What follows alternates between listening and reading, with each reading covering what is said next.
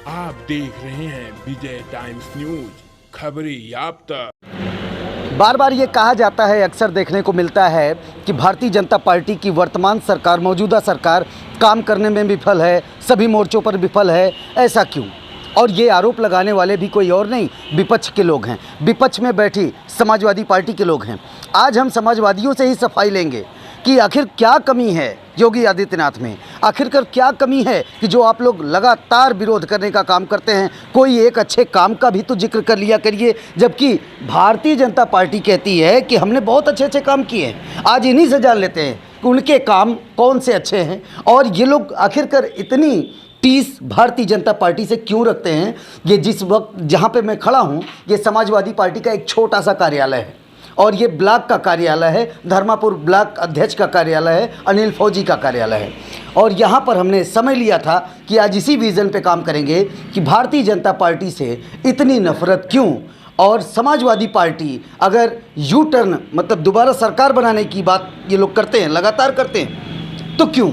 आज इन्हीं से पूछते हैं। हमारे साथ यहाँ पर आप देख सकते हैं कि एक चर्चित चेहरे हैं युवाओं के, ऋषि यादव। ये समाजवादी कुटिया चलाते हैं और अपने नाम को अपनी कुटिया के साथ जोड़कर काफ़ी अभी तक हाईलाइट हुए हैं। ऋषि, आप बताइए, भारतीय जनता पार्टी से इतनी नफरत क्यों? जैसा कि मैं आपको बताना चाहता हूं कि आज की जो मौजूदा सरकार है, भ्रष्ट सरकार है, और इस सरकार में ना कोई विद्यार्थी परेशान है, छात्र परेशान है, नौजवान परेशान है, सब लोग परेशान हैं, किसान परेशान हैं। जैसा कि देखा जाए कि आज के समय में आप देख सकते हैं ग्राउंड रिपोर्ट अगर आप कर सकते हैं, तो जो उन्होंने वादा किया था कि मैं गड्ढा मुक्त सड़क करने का, तो ऐसी कोई सड़क नहीं जो गड्ढा युक्त ना हो, और कोई विकास कार्य ही नहीं हुआ। ज़मीनी स्तर कोई विकास कार्य नहीं, केवल जो समाजवादी पार्टी की सरकार में जो कार्य हुए थे उस कार्य को लोग फीता काट रहे हैं और केवल नाम बदल रहे हैं। यह कार्य है फीता कटुआ और नाम बदलू सरकार है। अच्छा, इन्होंने तो साफ साफ कह दिया कि ये इनकी समझ से परे की सरकार है, जबकि भारतीय जनता पार्टी के लोग कुछ भी कहते हैं। अब हम दूसरे पर्सन से भी जानना चाहेंगे। यहाँ पर एक पत्रकार कहे जाते हैं, माने जाते हैं और हैं भी, वरिष्ठ हैं, इनसे जानते हैं। समाजवादी पार्टी की सरकार लाने की बात ये सपाजन करते हैं सर, लेकिन भारतीय जनता पार्टी में क्या कमी है? कमी सर यह है कि अभी आप देखिए कि पेगासस वाला मामला चल रहा है। तमाम जो है पत्रकारों का, तमाम जो है वकीलों का, तमाम अदर का वो जो है कि बड़ी पार्टी के नेता लोगों का जो फ़ोन टेप हो रहा है। और इन्होंने कहा कि अच्छे दिन आएंगे। अच्छे दिन तो आए नहीं। नोटबंदी में देखिए 2016 में नोटबंदी इन्होंने किया, लेकिन जो है उसका क्या रिजल्ट रहा कि मतलब जो है कि 500 हज़ार के नोट बंद करके 2000 के नोट चालू कर दिया इन्होंने। और दूसरी बात कि डीजल पेट्रोल की कीमत इतनी ज़्यादा बढ़ा दिया इन्होंने कि पब्लिक जो है त्राह कर रही है। और किसान 9 महीने से जो है बैठकर जो है इनका दरवाज़ा जो है मतलब जैसे लगता है कुछ इनका ले लिए हैं। किसान बेचारे जो है वैसी जो है बरसात में, ठंडी में, गर्मी में जो है एकदम परेशान हैं। उनको कोई पूछने वाला नहीं है। अच्छा, इसलिए यह सरकार जो है अपनी बातों का जो है कोई ध्यान नहीं है।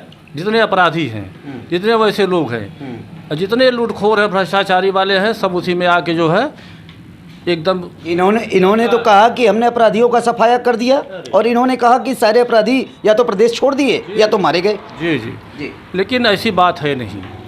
उसी के साथ साथ कितने जो है जो अपराधी नहीं वो भी मरा जा रहे हैं। और एक तो ब्राह्मणों के ऊपर जो इतना अत्याचार इन्होंने किया, तमाम लोगों को मरवा दिया, यह सब अपराध की श्रेणी में जो है कि गिना जाता है। समाजवादी पार्टी इस चुनाव में मुद्दे क्या लेकर उतरेगी, संभावित मुद्दे क्या हो सकते हैं, ये जानना चाहेंगे। यहाँ पर एक शख्सियत विशेष भी बैठे हुए हैं और ये टिकट के लिए होड़ में भी हैं, टिकटार्थी है जफराबाद से, रत्नाकर चौबे जी। इनसे ही जानते हैं कि समाजवादी पार्टी के संभावित मुद्दे क्या होंगे। एक तरफ तो वो कहती है कि हमने काम किया, दूसरी तरफ उसे कारनामा बताने में भारतीय जनता पार्टी कोई कोर कसर बाकी नहीं लगाती। इनसे ही जानते हैं कि क्या मुद्दे होंगे आगे। आपको बहुत बहुत धन्यवाद है जी। समाजवादी पार्टी के मुद्दे 2012 से 2017 के बीच में आप लोगों ने देखा ही होगा कि गरीबों के लिए, कमज़ोरों के लिए, मजलूमों के लिए, नौजवानों के लिए, छात्रों के लिए, किसानों के लिए तमाम जनोपयोगी योजनाएं चलाई गई, जो हिंदुस्तान में ही नहीं विश्व में उसकी प्रशंसा की गई। माननीय राष्ट्रीय अध्यक्ष अखिलेश यादव जी को वह विश्व स्तर से प्रशस्ति पत्र मिला।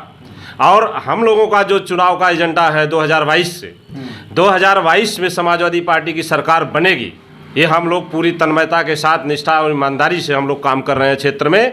और आम आवाम जनमानस सब चाह रहे हैं कि नहीं, अब समाजवादी पार्टी की सरकार बननी जरूरी है। और जब समाजवादी पार्टी की सरकार 2022 में बनेगी तो 2012 से लेकर के 2017 तक जो भी योजनाएं माननीय राष्ट्रीय अध्यक्ष जी द्वारा चलाई गई उसको पुनः प्रारंभ कर दी जाएगी। और राष्ट्रीय अध्यक्ष जी का जो घोषणा पत्र आने वाला है उसमें 55 लाख महिलाओं को जो समाजवादी पेंशन हम लोग 500 रुपया देने का काम कर रहे थे समाजवादी पार्टी की सरकार में, इस बार उनका घोषणा है कि समाजवादी पार्टी की सरकार 2022 में जब आएगी तो हम 2000 रुपया प्रति माह महिलाओं को समाजवादी पेंशन देने का काम किया जाएगा। किसानों को, गरीबों को, मजलूमों को 300 यूनिट बिजली फ्री कराने का काम किया जाएगा। ऐसी तमाम योजनाएं हमारे समाजवादी पार्टी की सरकार में जो मिल रही थी उसको भी हम लोग बेहतरीन ढंग से और उसको अच्छे ढंग से हम लोग जो है 2022 से चालू कराने का काम करेंगे। आप देख रहे हैं कि जिस तरह से आम जनमानस बेहाल है, आप देख रहे हैं कि 100 रुपये लीटर पेट्रोल डीजल हो गया है। किसान जो है सिंचाई नहीं कर पाया अपना, आप अपनी धान की रोपाई नहीं करा पा रहा है, जुताई नहीं कर पा रहा है, महामारी फैला हुआ है, महंगाई की महामारी फैला है। आप यूरिया की बोरी है 50 किलो की बोरी जो आती थी उसमें 5 किलो इन लोगों ने चोरी करने का काम किया, किसानों को लूटने का काम किया इन लोगों ने। किसानों के प्रति जो कह रहा था घोषणा पत्र में अपने कि हम किसानों की आय को दुगुना करेंगे, लेकिन जब से सत्ता में बैठे हुए हैं तब से किसान जो है ठोकर खा रहा है, परेशान है, भुखमरी के कगार पे चल रहा है।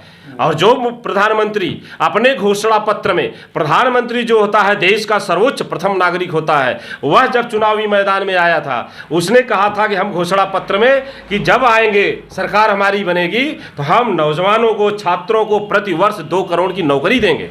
लेकिन जब से ये आए हैं नौकरी तो छोड़िए, नौकरी नहीं देते 1 मिनट के लिए, लेकिन पढ़े लिखे नौजवान छात्रों का इन लोगों ने मजाक उड़ाने का काम किया। और छात्रों को उन्होंने कहा कि जो छात्र पढ़े लिखे लोग हैं वो नौकरी नहीं मिल रही है तो पकौड़ा बेचें।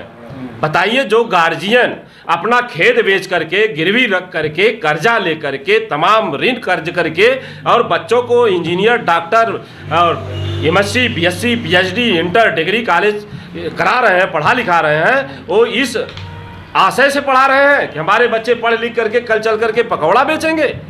ये देश को गुमराह करने के लोग हैं, ये बहुत ही षड्यंत्रकारी लोग हैं, ये देश को बेचने का काम कर रहे हैं। मैंने कई बार कह चुका हूँ कि हमारे देश को अंग्रेजों से, मुगलों से उतना नुकसान नहीं था जितना इन भारतीय जनता पार्टी के लोगों से, RSS संघ के लोगों से खतरा है।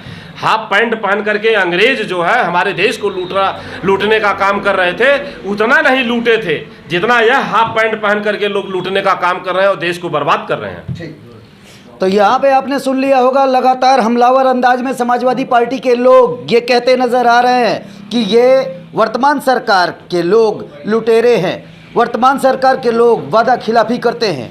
आज योगी सरकार है, कल नहीं रहेगी, ये ऐसा कहते नजर आ रहे हैं।